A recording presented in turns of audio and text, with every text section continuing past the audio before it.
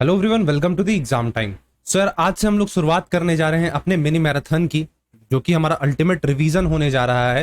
तुम्हारे यहाँ पे कॉमर्स डोमेन जो है, जिसके अंदर तुम्हारे अकाउंट्स, बिजनेस स्टडीज और इकोनॉमिक्स जैसे सब्जेक्ट्स आते हैं, कंप्लीट रिवीजन मैं यहाँ पे करवाने आया हूँ। जैसा कि मैंने तुम्हें इससे पहले वाले वीडियो में प्रॉपर शेड्यूल बता दिया था, कैसे कैसे सब्जेक्ट्स आएंगे, कौन से चैप्टर्स किस कॉम्बो में आएंगे और किस टाइम पे आएंगे। पर्टिकुलरली इकोनॉमिक्स का कब होगा मैराथन, बेसिकली मिनी मैराथन कब होगा। आज है हमारा अकाउंट्स का मैराथन, जिसके अंदर हम लोग करने वाले हैं टॉपिक्स जो हमारा होने वाला है शेयर्स, डिवेंचर्स। इससे रिलेटेड जितने भी एस्पेक्ट्स हैं, कोर कंसेप्ट्स हैं, सबको डिटेल में करवाऊंगा और कम टाइम में करवाऊंगा, सो दैट तुम्हारा एक भी पोर्शन मिस ना हो तुम्हारे सीयूईटी एग्जाम के लिए। जो भी बच्चे सीयूईटी एग्जाम के लिए प्रिपेयर कर रहे हैं, इस चैनल को सब्सक्राइब कर ले और अपने जूनियर्स को भी शेयर कर ले, सो दैट उन्हें भी हेल्प मिल जाए अपने अपकमिंग एग्जाम्स के रिगार्डिंग। वीडियो में आगे बढ़ने से पहले बताना चाहूंगा, जो भी बच्चे प्रिपेयर कर रहे हैं फॉर सीयूईटी एग्जाम, वो ज्वाइन कर सकते हैं एग्जाम टाइम के टेस्ट सीरीज को, जहां पे यहाँ पे कंप्लीट तुम्हें प्रिपरेशन करवाई जाएगी बेसिकली टेस्ट के थ्रू। जैसे कि यहाँ पे तुम स्क्रीन पे देख पा रहे हो कि CUET mock test join now, ये रहा कॉन्टैक्ट नंबर, टेलीग्राम चैनल, ये सारे बेनिफिट्स तुम्हें मिलने वाले हैं। तुम इसे चाहो तो ज्वाइन कर सकते हो। टेस्ट सीरीज कैसा होगा, डिटेल रिपोर्ट तुम्हें मिलने वाली है। लास्ट मोमेंट में ढेर सारे क्वेश्चंस तुम्हारे प्रैक्टिस हो जाएंगे। स्टार्ट करते हैं अपने सेशन को। चलो, तो आज का जो हमारा सबसे फर्स्ट टॉपिक है, जो कि मैं स्टार्ट करने जा रहा हूं, वो है इशू ऑफ शेयर्स। बेसिकली मैंने यूट्यूब पे भी इसके सेशंस ले रखे हैं, तुम चाहो तो उससे भी देख सकते हो। और आज मैं तुम्हें, देखो, हर एक चीज ऊपर से बताता जाऊंगा, मतलब आइडिया जस्ट तुम्हें देता जाऊंगा, तुम्हें क्लैरिटी मिल जाएगी। और एक्स्ट्रा क्लैरिटी के लिए तुमने क्या करना है, क्वेश्चंस तुम प्रैक्टिस कर लेना। ठीक है, स्टार्ट करते हैं। देखो यार, सबसे पहले मैं तुम्हें बताना चाहूंगा कि कंपनी बेसिकली होता क्या है। तो कंपनी, ये डेफिनेशन तुम बचपन से सुनते आ रहे होगे जब तुम क्लास 11th में होगे, कि कंपनी एक आर्टिफिशियल पर्सन है। ठीक है, हम जैसे इंसान नहीं है, लेकिन आर्टिफिशियल पर्सन है, जो कि लॉ के द्वारा बनाई गई होती है, इसकी सेपरेट लीगल एंटिटी होती है, और साथ ही साथ परपीचुअल सक्सेशन होता है। और एक इंपॉर्टेंट फीचर आता है जो कि है कॉमन सील। अब यहाँ पे इस डेफिनेशन के थ्रू कंपनी के सारे फीचर्स कवर कर लिए गए कि कंपनी एक आर्टिफिशियल पर्सन है, जिसका सेपरेट लीगल एंटिटी होता है, परपीचुअल सक्सेशन होता है और कॉमन सील होता है। अब देखो, थ्योरेटिकल एस्पेक्ट्स को भी कंसीडर करके चलना, क्योंकि एग्जाम्स में सीयूईटी, खासकर सीयूईटी एग्जाम्स में थ्योरी प्लस प्रैक्टिकल दोनों के कॉम्बो तुम्हें देखने को मिलेंगे। सबसे पहला पॉइंट यहां से निकल कर आता है कि कंपनी एक आर्टिफिशियल पर्सन है, जो कि लॉ के द्वारा बनाई गई होती है, और कंपनी का कंपनी एक सेपरेट एंटिटी होती है, जिसका परपीचुअल सक्सेशन मतलब होता है, मतलब कि किसी के आने और जाने से कंपनी पे कोई फर्क नहीं पड़ता है। और साथ ही साथ कॉमन सील होता है। Common seal basically common signature को बोलते हैं। एक आप जैसे, हम जैसे, जो हम लोग का साइन होता है, शिवम हो गया, तो कंपनी का भी एक सिग्नेचर होता है, जिसको कि हम लोग नाम देते हैं कॉमन सील। उससे रिलेटेड कुछ बातें कर ले, जैसे कि सबसे फर्स्ट यहां दिया हुआ है, certificate of incorporation of a company is issued by a registrar of a companies as per the procedures और guidelines given in the companies act 2013। साथ साथ ये भी बोला गया कि लॉ जो होती है वो कंपनी को एक आर्टिफिशियल लीगल पर्सन मानती है। मतलब ये बताने का है कि बोला जा रहा है सर्टिफिकेट ऑफ इनकॉर्पोरेशन हर एक कंपनी के लिए जरूरत होता है, बिना उसके कंपनी को मान्यता नहीं मिल पाती है। तो इनकॉर्पोरेट जब कंपनी होती है, तो विद इन 10 to 15 डेज उसके पास सर्टिफिकेट ऑफ इनकॉर्पोरेशन आ जाता है। तो ये कौन इशू करता है, तो रजिस्ट्रार इशू करता है, according to the companies act 2013। तो कंपनी एक सेपरेट लीगल एंटिटी है, मतलब अपने ओनर से वो अलग है। ओनर्स कौन होते हैं, शेयर होल्डर्स होते हैं, जो भी शेयर्स परचेज करते हैं कंपनी के। ठीक है, अलग अलग शेयर होल्डर्स होते हैं, तो दोनों ही अलग है। एक शेयर होल्डर अलग है, एक कंपनी अलग है, दोनों को सेपरेट माना गया है। यहाँ पे कंपनी परपीचुअल एग्जिस्टेंस होता है कंपनी का, मतलब ये किसी के आने और जाने से इस पे कोई भी फर्क नहीं पड़ता है। मतलब not affected by the death, lunacy, insolvency, किसी भी चीज से इसे कोई फर्क नहीं पड़ता है। किसी की मृत्यु हो जाना, कोई पागल हो जाता है अगर, मतलब ठीक है, समझ पा रहे होगे, साउंड माइंड का नहीं है, फिर कोई भी पार्टनर इंसॉल्वेंट हो जाता है, ठीक है, तो उससे कंपनी पे कोई भी इंपैक्ट नहीं पड़ता है। इंपैक्ट कब पड़ेगा, जब कंपनी को वाउंड अप कर दिया जाएगा, वाइंड अप कर दिया जाएगा, मतलब कंपनी को लॉ के द्वारा, कोर्ट के द्वारा, रजिस्ट्रार के द्वारा टोटली बंद कर दिया जाएगा। उस सिचुएशन में ही इंपैक्ट पड़ता है। हर एक कंपनी का खुद का एक कॉमन सील होता है, जिसे कि हम ऑफिशियल सिग्नेचर बोलते हैं। फिफ्थ बोला गया, company is managed by the board of directors. ठीक है, इंपॉर्टेंट चीज है कि कंपनी को कौन मैनेज करेगा। हर एक ऑर्गेनाइजेशन को मैनेज करने के लिए कोई ना कोई चाहिए होता है। तो बोर्ड ऑफ डायरेक्टर्स जो होते हैं वो टॉप लेवल पे बैठे हुए होते हैं और वही कंपनी को मैनेज करते हैं। अब शेयर होल्डर्स जो हो गए, ये सारे रिप्रेजेंटेटिव्स के अंदर आ जाते हैं। ठीक, बेसिक चीज है। थियोरिटिकल पॉइंट ऑफ व्यू को देखते हुए मैं तुम्हें कुछ और भी बातें बताना चाहूंगा। Just wait for a minute. Types of company, company कितने प्रकार के होते हैं? तो यहाँ पे सबसे पहले प्राइवेट कंपनी दे रखा है। सेक्शन 2 सबसेक्शन 68 कहता है private company means a company जिसका minimum paid up capital 1 lakh का होना चाहिए and which by its article of association, उसके आर्टिकल ऑफ एसोसिएशन के अनुसार वो शेयर्स को ट्रांसफर नहीं कर सकती, राइट्स को ट्रांसफर नहीं कर सकती है। नंबर ऑफ मेंबर्स को लिमिट कर दिया गया है 200 तक और prohibits any invitations to the public to subscribe for any of its security. चलो तुम्हारे लिए एक छोटा सा क्वेश्चन है, यहाँ पे बताना है number of directors public company private company में कितने होते हैं, मिनिमम मेंबर्स कितने हैं और मैक्सिमम मेंबर्स कितने हैं। कमेंट सेक्शन खुला है, वहां पे तुम जाकर डाल सकते हो। जस्ट तुम्हारे कंसेप्ट रिकॉल हो जाएंगे, साथ ही साथ बहुत सारे बच्चों को भी हेल्प मिल जाएगी। ठीक है, तो पब्लिक कंपनी क्या है, इंपॉर्टेंट चीज यहाँ पे समझने वाली है कि जिसका पेड अप कैपिटल 1 लाख विच है कम से कम इतना तो होना ही चाहिए और उसके आर्टिकल ऑफ एसोसिएशन में ये मेंशन किया गया है कि वो अपने शेयर्स को ट्रांसफर नहीं कर सकते हैं। मैक्सिमम नंबर ऑफ मेंबर्स 200 होंगे एक्सक्लूडिंग इट्स पास्ट और प्रेजेंट, दोनों को लेकर चला जा रहा है और पब्लिक से ये शेयर्स इनवाइट नहीं कर सकती है। बहुत ही इंपॉर्टेंट चीज है ये। नेक्स्ट आता है पब्लिक कंपनी। पब्लिक कंपनी कौन है? वैसी कंपनी जो कि प्राइवेट कंपनी नहीं है। इंपॉर्टेंट चीज यहाँ पे ये निकल कर आता है, जैसे पब्लिक प्राइवेट कंपनी में हमने देखा कि minimum paid up capital 1 lakh mention किया गया था, पब्लिक कंपनी में मेंशन किया गया कि कम से कम 5 लाख का पेड अप कैपिटल आपका होना चाहिए, तभी आपको पब्लिक कंपनी माना जाएगा। ठीक है, 1 पर्सन कंपनी की अगर बात करें तो इसको डिफाइन करता है section 2 sub section 62 company act 2013। क्या बोला गया? Which has only 1 person as a member, सिर्फ एक ही व्यक्ति वहां पे एज अ मेंबर होंगे। रूल नंबर 3 बोलता है कंपनीज एक्ट का only on Indian citizen resident of India can form 1 person company. भारत का रेसिडेंट होना कंपलसरी है, पेड अप कैपिटल 50 लाख से ज्यादा नहीं होना चाहिए और एवरेज टर्नओवर 2 करोड़ से ज्यादा एक्सीड नहीं करना चाहिए। तो ये सारे कुछ इंपॉर्टेंट पॉइंट्स है जहां से तुम्हारे एग्जाम्स में क्वेश्चंस तुम्हें देखने को मिल सकते हैं। अब सेक्शंस पूछे जाएंगे? नहीं, आंसर है कि सेक्शन नहीं पूछे जाएंगे। हाँ, लेकिन ये छोटे छोटे पॉइंट्स देख रहे हो कि मिनिमम पेड अप कैपिटल कितना होता है, टर्नओवर्स कितने एक्सीड करने चाहिए कि नहीं करने चाहिए, क्योंकि जरूरी नहीं है शेयर्स वाले चैप्टर से तुमसे न्यूमेरिकल ही पूछे, बाई चांस तुमसे वो थ्योरी भी पूछ सकता है। ठीक है, सो अब बढ़ते हैं अपने नेक्स्ट स्लाइड की तरफ जो कि है क्लासेस ऑफ अ कैपिटल। पूछा जाता है, सबसे पहले इंपॉर्टेंट पॉइंट बताना चाहूंगा, ऑथराइज्ड कैपिटल को हम लोग नॉमिनल कैपिटल भी बोलते हैं। ऑथराइज्ड कैपिटल को हम लोग नॉमिनल कैपिटल भी बोलते हैं। क्या होता है ऑथराइज्ड कैपिटल? बेसिकली देखो, ध्यान से सुनना। ऑथराइज्ड क्या करता है? एक लिमिट लगा देता है कि इससे ज्यादा आप कैपिटल अपने पूरे लाइफ टाइम में इशू नहीं कर सकते हो। एक कंपनी इस लिमिट को क्रॉस नहीं कर सकती है। तो it puts a limit on the amount of a capital which a company is authorised, जो कि कंपनी ऑथराइज्ड रहती है to raise during the life time, उसे हम नाम देते हैं ऑथराइज्ड कैपिटल। साथ ही साथ इसे हम नॉमिनल कैपिटल के नाम से भी जानते हैं, ये चीज याद रख लेना। इट सोन्स in the balance sheet at the face value. कैसे क्वेश्चंस बनेंगे वो भी मैं तुम्हें बताऊंगा। नेक्स्ट आता है इशूड कैपिटल। इशूड कैपिटल वो पोर्शन है हमारे ऑथराइज्ड कैपिटल का जो कि एक कंपनी इशू करती है जिससे कि लोग सब्सक्राइब करेंगे। आसान भाषा में अगर मैं बताऊं तो कंपनी जो मार्केट में शेयर्स उतारती है वही हो गया issued capital. What ever portion of the share capital is issued by the company, उसे हम नाम देंगे इशूड कैपिटल। इसे हम बैलेंस शीट में नॉमिनल वैल्यू पे शो करते हैं और ऑथराइज्ड कैपिटल को हमेशा फेस वैल्यू पे शो करते हैं। ठीक है, ये तो समझ आ गया कि जो इशूड हो गया, जो मार्केट में उतर गया, वो इशूड कैपिटल कहलाता है। जो नहीं इशू हुआ उसे हम क्या बोलेंगे? तो बहुत ही आसान है, अनइशूड कैपिटल उसे बोलेंगे। नेक्स्ट आता है यहाँ पे सब्सक्राइब्ड कैपिटल। सब्सक्राइब्ड कैपिटल वैसे कैपिटल होंगे जितने भी इशूड कैपिटल्स हमने इशू किए हैं मार्केट में, उसके जितने भी पोर्शन को आम जनता सब्सक्राइब करेगी, उसे परचेज करेगी, उसे सब्सक्राइब करेगी, उसे हम नाम देंगे सब्सक्राइब्ड कैपिटल। तो it is the part of issued share capital which is subscribe by the public. ठीक है, कॉल्ड अप कैपिटल क्या होता है? मंगाना, कंपनी ने कितने शेयर्स मंगाए। ठीक है, the portion of issue of price of the shares which a company has demanded, company ने कितने मंगाया, कितना कॉल्ड किया, उसे नाम देंगे कॉल्ड अप कैपिटल। ठीक है, आगे आता है जिसको कि डिमांड नहीं किया, that is uncalled up capital. मैं अगर तुम्हें एग्जांपल से बताऊं, अगर एप्लीकेशन प्राइस जो फेस वैल्यू है 10 रुपए है, 2 रुपए एप्लीकेशन पे है, 2 रुपए अलॉटमेंट पे है, 3 रुपए किस पे?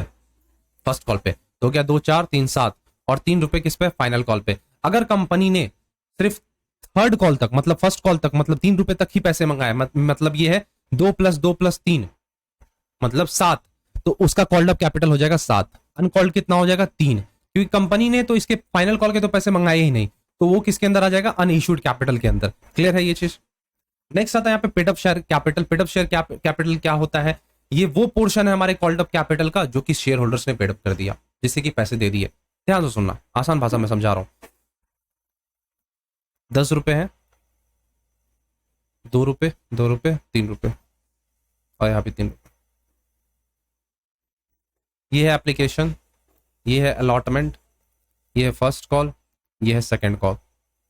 कंपनी ने कॉल्ड अप किया, company demanded money of the first call up to the first call, first call तक के कंपनी ने डिमांड कर लिए, तो कॉल्ड अप हो जाएगा इतना। कंपनी ने फाइनल कॉल डिमांड नहीं किया तो ये हो जाएगा अनकॉल्ड। अब मान लो कंपनी ने डिमांड किया था फर्स्ट कॉल तक का एप्लीकेशन, अलॉटमेंट और फर्स्ट कॉल का। एक शेयर होल्डर है मिस्टर श्याम, ठीक है, उसने एप्लीकेशन का पैसा पे कर दिया, अलॉटमेंट का पैसा पे कर दिया और फर्स्ट कॉल का पैसा नहीं पे किया, तो पेडअप कैपिटल क्या होगा? एप्लीकेशन और अलॉटमेंट मतलब 4, जिसके पैसे मिल गए कंपनी को, that is paid up capital. Unpaid capital जिसके पैसे नहीं मिले, उसे हम जिसको कि कॉल सिनेरियर भी मान लेते हैं। इस सिचुएशन में 3 रुपए का कॉल सिनेरियर चढ़ेगा। क्लियर है ये सारी बेसिक चीजें? अब क्वेश्चन कैसे बन सकता है इस टॉपिक से?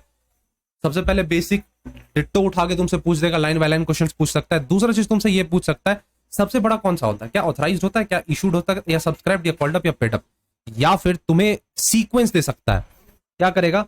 ऑप्शंस तुम्हें बता देगा, ऑथराइज्ड कैपिटल, ऑथराइज्ड, इशूड,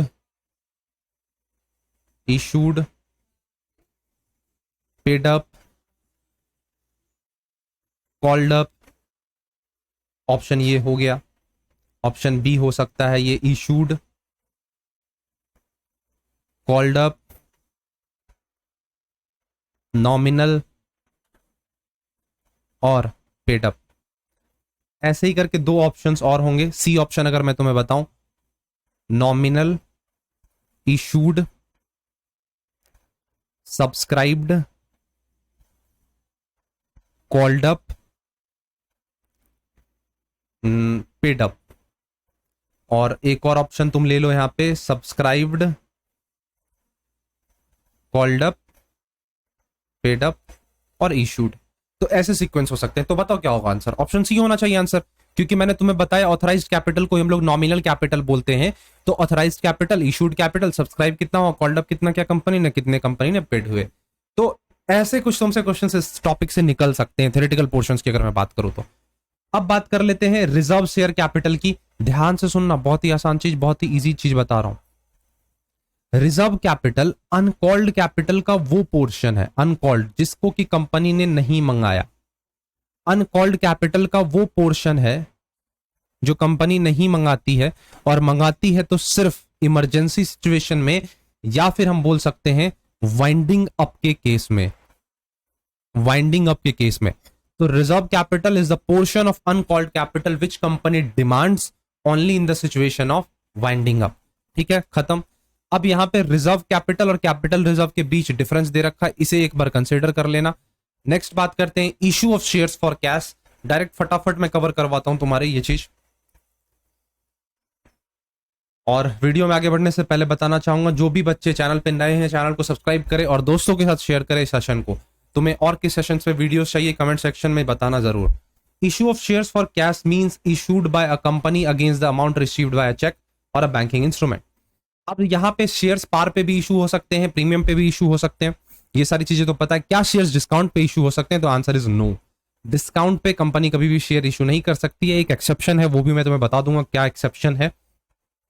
देखो यहाँ क्लियरली मेंशन किया गया, issue of shares at discount is not allowed, company act 2013 के अकॉर्डिंग। सेक्शन 53 ये बोलता है। मैं कुछ इंपॉर्टेंट बातें बताना चाहूंगा। सेक्शन 39 सबसेक्शन 2 कहता है कि मिनिमम एप्लीकेशन जो होता है, एप्लीकेशन वो 5% तो होना ही चाहिए नॉमिनल फेस वैल्यू का, मिनिमम एप्लीकेशन मनी।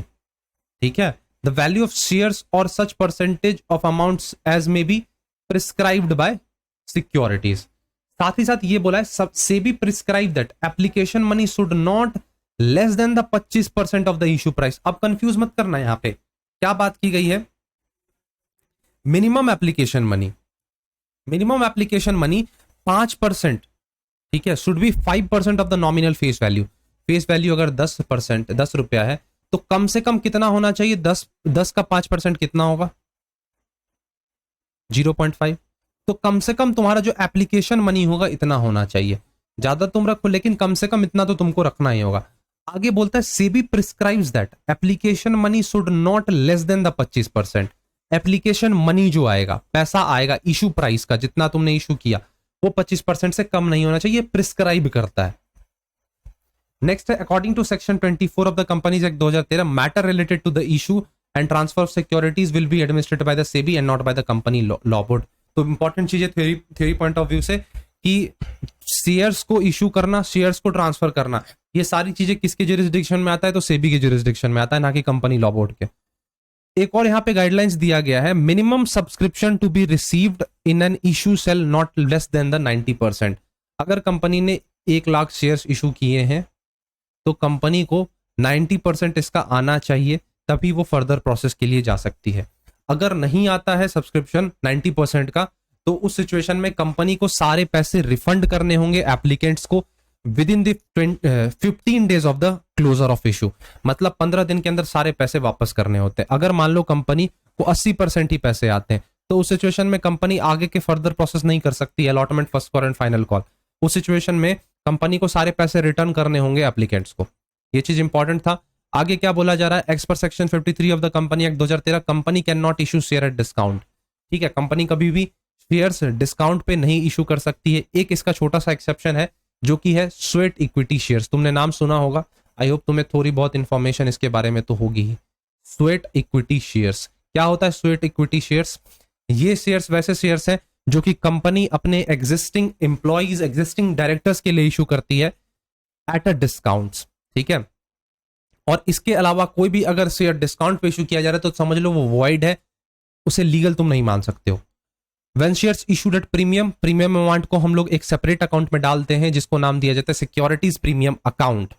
अब सिक्योरिटीज प्रीमियम जो होते हैं इसके कुछ यूटिलाइजेशंस होते हैं, मतलब हम इसका कहां कहां यूटिलाइजेशन कर सकते हैं। थ्योरी पॉइंट ऑफ व्यू से ये चीज इंपॉर्टेंट है। जैसे कि सबसे पहला आता है कि प्रिलिमिनरी खर्चे जो होते हैं उसको राइट ऑफ करने में मदद कर सकता है ये। एक्सपेंसेस, वैसे expenses, commission pay discount allowed any of the securities और the debenture of the company, उसमें उसको राइट ऑफ करने में मदद करेगा ये। हम प्रीमियम ऑन रिडम्पशन जो हम लोग देते हैं उसमें हम सिक्योरिटीज प्रीमियम का इस्तेमाल कर सकते हैं, और परचेज ऑफ ओन शेयर्स और अदर सिक्योरिटीज में भी हम सिक्योरिटीज प्रीमियम का इस्तेमाल कर सकते हैं। तो एक बार इस चीज को रीड कर लेना। चलो नेक्स्ट आता है amounts of applications on and calls. Important चीज है, पूछा जा सकता है एग्जाम में कि बोला क्या गया है, calls are made as per the article of association of company. ठीक है, जो भी कॉल्स होते हैं, अलॉटमेंट हो गए, फर्स्ट कॉल हो गए, फाइनल कॉल हो गए, ये सारी चीजें, तो ये सारे कॉल्स किसके अकॉर्डिंग होने चाहिए? आर्टिकल ऑफ एसोसिएशन में जो रूल्स नॉर्म्स डिफाइन किए गए उसके अकॉर्डिंग ही होनी चाहिए, वही रूल फॉलो करेगी एक कंपनी। लेकिन अगर एक कंपनी के पास आर्टिकल ऑफ एसोसिएशन नहीं होता है तो उस सिचुएशन में सामने आता है टेबल एफ। ठीक है, टेबल एफ सामने आता है, वो कुछ बातें रखता है कंपनी के सामने, जैसे कि उसका कहना है 2 कॉल्स के बीच में, अगर फर्स्ट कॉल है और फाइनल कॉल है तो इन 2 कॉल्स के बीच में कम से कम 1 महीने का तो ड्यूरेशन होना ही चाहिए। A period of 1 month must exist. ऐसा नहीं है कि तुमने फर्स्ट कॉल का पैसा आज मंगाया और 7 दिन बाद बोलोगे कि चलो अब जो भी शेयर होल्डर्स हो दूसरे सब फाइनल कॉल का पैसा लाओ, जल्दी से लाओ मुझे पैसा, तो ये सही नहीं है। दूसरा पॉइंट क्या आता है कि amount of 1 call should not be more than the 25% of the nominal face value. वो बात जो मैंने वहां पे बोला था, 25% से ज्यादा नहीं होना चाहिए फेस वैल्यू का। ठीक है, नोटिस ऑफ 14 डेज, अगर तुम्हें शेयर होल्डर से पैसे मंगाने हैं 14 दिन पहले बता दो कि भाई साहब आपका नोटिस पीरियड आ गया है और 14 दिन बाद आपको पैसे देने हैं, तो आप पैसे दे देना। Call should be made on uniform basis on all the shares of the same class. अगर तुम पैसे ले रहे हो 15 दिन पे या चलो 35 दिन पे तुम पैसे ले रहे हो तो दूसरे कॉल को भी तुम 35 दिन पे ही लोगे। ऐसा नहीं कि आज लिए तुम 45 दिन पे फिर मांग लोगे उसे 30 दिन पे, या फिर एक लिए 90 दिन पे फिर मांग लिए तुम 30 दिन पे।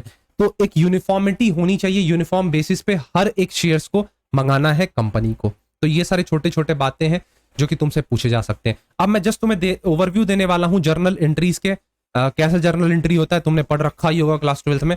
सबसे फर्स्ट है कि कंपनी क्या करती है, एप्लीकेशन मनी के पैसे मंगा लेते हैं, तो bank account to equity shares application account, फिर उस एप्लीकेशन मनी को शेयर कैपिटल अकाउंट में ट्रांसफर कर दिया जाता है। अब कंपनी क्या करेगी, अलॉटमेंट मनी ड्यू करेगी। तो ड्यू करने की एंट्री क्या पास हम लोग करते हैं, equity shares allotment to equity shares capital. ठीक है, अब कंपनी ने ड्यू कर दिया। ड्यू का मतलब होता है कंपनी ने कॉल्ड किया कि चलो अलॉटमेंट के पैसे लाओ, जिनका भी ड्यू है वो अलॉटमेंट का पैसा लाओ। तो अब क्या करेंगे, जिनका भी ड्यू था शेयर होल्डर्स वो क्या करेंगे, पे कर देंगे अलॉटमेंट का पैसा। तो बैंक अकाउंट, हमारे पास पैसा आया, बैंक को हमने डेबिट कर दिया, तो equity shares allotment account 2 lakh हमने यहाँ पे डाल दिया। नेक्स्ट अगर आगे बताऊं, फिर हम यहाँ पे ड्यू की एंट्री पास करेंगे, कॉल्ड करेंगे कि चलो यार अब फर्स्ट कॉल के भी पैसे दे दो, तो फिर से लोग शेयर होल्डर्स लोग पे कर देंगे। फिर सिमिलरली यहाँ पे हम फिर कॉल्ड करेंगे फाइनल कॉल का, फिर हमें फाइनल कॉल का भी पैसा मिल जाएगा। तो ये बेसिक एंट्री होता है, जर्नल एंट्री हम पास करते हैं जब हम शेयर्स को कैश पे इशू करते हैं। क्लियर है ये चीज? एक प्यारा सा क्वेश्चन तुम्हें दिखा देता हूं यहाँ पे Thai limited 1 lakh equity share issue कर रही है 10 रुपए के हिसाब से, 10 रुपए के हिसाब से। 5 एप्लीकेशन पे है, 2 अलॉटमेंट पे है, और 2 फर्स्ट कॉल पे है, और 1 फाइनल कॉल पे है। इस प्रकार कंपनी पैसे मंगा रही है अपने शेयर होल्डर्स को। क्लियरली मेंशन कर दिया गया जितने भी शेयर्स हैं वो सारे सब्सक्राइब किए गए, और जितने भी पैसे हैं वो सब रिसीव हो गए। तो बैंक अकाउंट, सबसे पहले कंपनी को एप्लीकेशन मनी का पैसा मिलेगा, तो 1 लाख इंटू 5, एप्लीकेशन पे कितना है 5 के हिसाब से, तो 5 लाख तुम देखोगे कंपनी के बैंक अकाउंट में आ गया। अब इस पैसे को कंपनी एक शेयर कैपिटल अकाउंट में ट्रांसफर कर देती है, एप्लीकेशन मनी को अलग से। तो ट्रांसफर की एंट्री हो जाएगी equity shares application to equity share capital. Similarly allotment का यहाँ ड्यू का एंट्री होगा, तो अलॉटमेंट पे 2 रुपए के हिसाब से था, तो 1 lakh into 2 that is 2 lakh. फिर पेमेंट की एंट्री 2 लाख 2 लाख। सिमिलरली तुम यहाँ पे देख सकते हो फर्स्ट कॉल का ड्यू एंट्री, फिर सेकंड कॉल का ड्यू एंट्री। तो इस प्रकार से कुछ जर्नल एंट्री पास किए जाते हैं, एग्जाम पॉइंट ऑफ व्यू से कोई खास इंपॉर्टेंट नहीं है। अब बात हम लोग करने वाले हैं प्रीमियम के बारे में, ठीक है? किसके बारे में हम लोग यहाँ पे बात करेंगे? तो अब हमारा यहाँ पे जो दूसरा टॉपिक स्टार्ट हो रहा है, जब हम शेयर्स को प्रीमियम पे इशू करते हैं तो उस सिचुएशन में हमारी क्या ट्रीटमेंट्स होती है, कैसे कैसे चीजें हम यहाँ पे कर रहे होते हैं। स्टार्ट करें, चलो। हाँ, देखना यहाँ पे क्वेश्चन है। अब एक चीज बता दूं मैं तुम्हें पता होगा ये चीज, अगर क्वेश्चन में कुछ भी मेंशन नहीं है तो ये मानकर चला जाता है कि प्रीमियम का जो अमाउंट होता है वो किस पे होता है, अलॉटमेंट पे होता है। On 1 October 2020 Pioneer equipment limited received application for equity shares of ₹100 each, जो कि 25% के प्रीमियम पे इशू होना है। अब क्वेश्चन में कुछ भी मेंशन नहीं है तो माना गया, चलो यहाँ पे मेंशन किया गया है कि ये 75 रुपए के अंदर ही प्रीमियम है। तो देखना कुछ इस प्रकार है, मैं तुम्हें यहाँ पे क्लियर बता रहा हूं। 100 रुपए है जिसमें से 25% प्रीमियम है, तो 100 रुपए ये फेस वैल्यू, 25 रुपए का प्रीमियम हो गया। तो इसके कुछ अलॉटमेंट इस प्रकार से हैं, तुम देखना यहां पे, देखना जरा क्या बोला गया। 25 रुपए जो है कंपनी किस पे ले रही है, आई होप तुम्हें विजिबल होगा, चलो ठीक है दिख रहा है। 25 रुपए एप्लीकेशन पे, और कंपनी का कहना है कि 75 रुपए वो अलॉटमेंट पे ले रही है, जिसमें कि प्रीमियम भी इंक्लूडेड है। तो हमें पता चला प्रीमियम 25 का है, तो सर एप्लीकेशन का तो पैसा 50 ही होगा। तो 50 रुपए अलॉटमेंट का, सॉरी एप्लीकेशन अगर मैंने बोला हो तो वो अलॉटमेंट है, और 25 रुपए प्रीमियम का। कितना हो गया, 25 प्लस 50 75, बैलेंस कितना बच गया 25। तो ये 25 हो गया किसका, फर्स्ट कॉल का। अब तुम जोड़ लो, सब सही है। यहाँ पे आगे क्या बोला गया, शेयर्स अलॉट कुछ इस प्रकार से हुए, कंपनी ने अक्टूबर 2020 को अलॉटमेंट किया, सारे पैसे रिसीव हो गए बहुत ही सुकून से। तो जर्नल एंट्री कुछ इस प्रकार पास की गई है। तो सबसे पहले तुम यहाँ पे देखो, यहां कुछ मिसिंग है,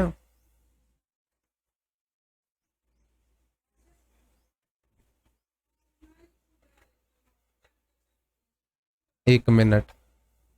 हाँ, तो यहाँ पे 2.5 लाख के हिसाब से शेयर से क्वेश्चन में अमाउंट यहाँ पे मिसिंग है, 2.5 लाख है, चलो मान लेना। तो 2.5 लाख के हिसाब से 25 रुपए के कंपनी को मिल गए एप्लीकेशन मनी, तो 6250। सर ज्यादा होना चाहिए ना यार, यहाँ पे देखो ऊपर में टॉप में लिखा हुआ अमाउंट जो होंगे वो लैक्स में होंगे, किसमें होंगे, लैक्स में होंगे, ठीक है। सिमिलरली यहाँ पे भी देख लो, अब इस एप्लीकेशन मनी को हमने ट्रांसफर कर दिया इक्विटी शेयर कैपिटल अलॉटमेंट में। अब हम यहाँ पे ड्यू की एंट्री पास करेंगे, किसका, अलॉटमेंट का ड्यू का एंट्री पास करेंगे। तो अलॉटमेंट की ड्यू की एंट्री में हम सिक्योरिटी प्रीमियम को अलग से शो करते हैं। सिक्योरिटी प्रीमियम कितने का था, 25 का था, तो 2.5 लाख इंटू 25 कर दो, और यहां पे 2.5 लाख इंटू 50 कर दो, तुम्हारे अमाउंट्स आ जाएंगे 12,500, और इधर आ जाएगा 6250। हाँ, आगे तुम 3 जीरो लगा सकते हो चाहो तो, वो ऊपर में मैंने लिख दिया इसलिए नहीं लगाया है यहाँ पे। और टोटल अमाउंट जो होगा इन दोनों का टोटल यहाँ पे आ जाएगा 75 के हिसाब से। अब हमें पेमेंट लेना है, प्रीमियम पे हमने इशू किया था, तो अब हम पेमेंट लेंगे। तो हम यहां पे 2.5 लाख को ओवरऑल 75 के हिसाब से अपने शेयर होल्डर से पैसे मंगा लेंगे, जो कि इतना आएगा। फिर सिमिलरली कुछ आगे मेंशन किया नहीं है। फर्स्ट कॉल का चाहो तो तुम एंट्री पास कर सकते हो, वैसे जरूरत है नहीं। क्लियर हो गया प्रीमियम वाला केस, बेसिक है। अब बात करते हैं ओवर सब्सक्रिप्शन की। तो ओवर सब्सक्रिप्शन होता क्या है? When the number of share application received is more than the number of shares offered to the public, it is over subscription. उसको क्या नाम दिया जाता है? ओवर सब्सक्रिप्शन नाम दिया जाता है। कंपनी ने इशू किया 1 लाख, कंपनी को आए 1.5 लाख एप्लीकेशन, तो दैट इज ओवर सब्सक्रिप्शन। अब कंपनी के पास 3 ऑप्शंस होते हैं। वो तो या तो रिजेक्ट कर सकती है एक्सेस एप्लीकेशन को, जो 50,000 की एक्सेस है उसको कंपनी ने क्या किया? रिजेक्ट कर दिया।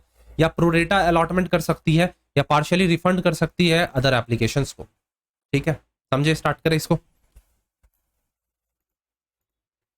अकाउंटिंग एंट्री सबसे पहले मैं तुम्हें दिखा देता हूं। इसका एंट्री कुछ इस प्रकार होता है: share application account debit to share capital to bank account to share allotment to calls in advance. कुछ बातें बताऊं। जब कंपनी एक्सेस मनी को, एक्सेस अमाउंट को जब कंपनी रिफंड कर देती है अपने शेयर होल्डर्स को, वापस कर देती है, रिजेक्ट कर देती है, तो उसके लिए हम वर्ड यूज करते हैं टू बैंक अकाउंट। ठीक है। अगर कंपनी एडजस्टमेंट करेगी तो उसके लिए वर्ड यूज करेंगे कॉल्स इन एडवांस। जब अनदर कॉल्स के अगेंस्ट अनदर एप्लीकेशन पे पैसा आया, उस पैसे को जब कंपनी अलॉटमेंट पे, फर्स्ट कॉल पे, फाइनल कॉल पे एडजस्ट करती है, उसे नाम दिया जाता है कॉल्स इन एडवांस। उससे रिलेटेड मैंने क्वेश्चन लिया है, उससे लेके तुम्हें यहां पे क्लियर कर देता हूं। अभी ध्यान से सुनना क्वेश्चन में क्या बात किया गया। 1 मिनट। सपोज करो कि एप्लीकेशन मनी और अलॉटमेंट मनी पर शेयर 3 है एंड 2 है। ए अप्लाई कर रहा है 200 शेयर्स के लिए, अलॉट हुआ उसे सिर्फ 60 shares. Application money on 140 share that is 420। देखना कुछ इस प्रकार से बातें की गई हैं यहां पे।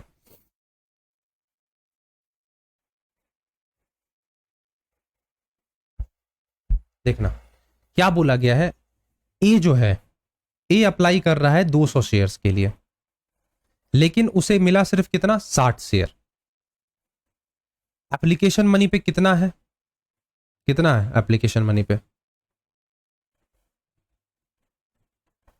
3 रुपए के हिसाब से होना चाहिए ना, तो उसने तो इतना पे कर दिया होगा। अब उसे मिला 60 शेयर, तो एक्सेस में उसके कितने गए? 140 शेयर के हिसाब से गए। तो 140 के तुम 3 के हिसाब से लेकर चलोगे तो उसका एक्सेस अमाउंट गया 420 का। गया या नहीं गया? ध्यान से सुनना। ए ने अप्लाई किया था 200 शेयर्स, उसे मिले कितने? सिर्फ 60 शेयर। तो एक्सेस कितने हुए? 140 शेयर। तो एक्सेस अमाउंट उसका हुआ 420 का। इतना हुआ। आगे क्या बोला गया है? Surplus where the amount due on allotment of 60 shares at the rate ₹2 per share is 120 अलाउंड। अब कंपनी ने क्या किया? इस 420 में से कंपनी ने कोशिश किया कि अलॉटमेंट पे एडजस्ट करे। तो अलॉटमेंट पे रेट कितना है? 2 है। ए को मिले कितने शेयर्स थे? 60 शेयर्स। तो अगर कंपनी इन शेयर्स को एडजस्ट करने की कोशिश करे तो 120 शेयर्स अलॉटमेंट पे एडजस्ट हो जाएंगे। फिर भी देखो, अगर 420 में से 120 माइनस करो तो भी कंपनी के पास अभी भी 300 का शेयर सरप्लस में चल रहा है। तो अब कंपनी यहां पे क्या करेगी? क्या बोला है? Excess application money may be retained, retain भी किया जा सकता है और सेट ऑफ भी किया जा सकता है। May be retain to be set off against calls, जो बाकी के आगे के कॉल्स हैं उसमें सेट ऑफ कर देंगे। If the terms of issue price so prescribe, accounting entry is respect to the total application money 600। Clear हुआ ये चीज? दोबारा से एक बार क्लियर कर दे रहा, ध्यान से सुनना फटाफट। एक शेयर होल्डर था जिसका नाम था ए, उसने अप्लाई किया 200 शेयर्स के लिए, लेकिन उसे मिला सिर्फ 60 शेयर। तो एक्सेस में उसने कितना, उसके शेयर्स गए 140। 3 रुपए के हिसाब से देखो तो 420 रुपए, 420 शेयर्स हुए। अब यहां पे समझने वाली बात है, कंपनी ने बोला कि चलो यार इसमें से हम एडजस्ट करते हैं अलॉटमेंट पे। तो अलॉटमेंट पे रेट था 2 और 60 शेयर्स उसको जब मिले तो 120 रुपए अलॉटमेंट पे एडजस्ट होंगे, तो भी 300 शेयर्स एक्सेस है। अब कंपनी क्या बोल रही है? इसे अनदर कॉल्स में हम एडजस्ट कर देंगे। ठीक है, समझते हैं। इसी को नाम दिया था प्रोरेटा। यहां पे देखो, सबसे पहले शेयर एप्लीकेशन 200 के हिसाब से करेंगे, 600 आ गया। शेयर कैपिटल में जाएगा कितना? सिर्फ 180, क्योंकि एप्लीकेशन पे तो 3 के हिसाब से है, कंपनी ने अलॉटमेंट पे 2 के हिसाब से एडजस्ट किया तो 120। अब यहां पे जो कॉल्स इन एडवांस है, रिमेनिंग बैलेंसेस है, मैंने क्या बोला था? जब कंपनी अनदर कॉल्स पे एडजस्ट करती है तो उसको हम लोग कॉल्स इन एडवांस के नाम से डिनोट करते हैं। तो ये 300 रुपए अलग अमाउंट पे जाएंगे। ध्यान से सुनना, बोला गया है in case application money is in excess of money due allotment is refund. अगर कंपनी रिफंड कर देगी, ये तो हो गया एडजस्टमेंट की बात, अगर कंपनी उसे रिफंड कर देगी तो तुम यहां पे बैंक अकाउंट लिख के 300 को रिफंड कर दोगे। कुछ नहीं है, बस इतना ही बताना था इसके अंदर।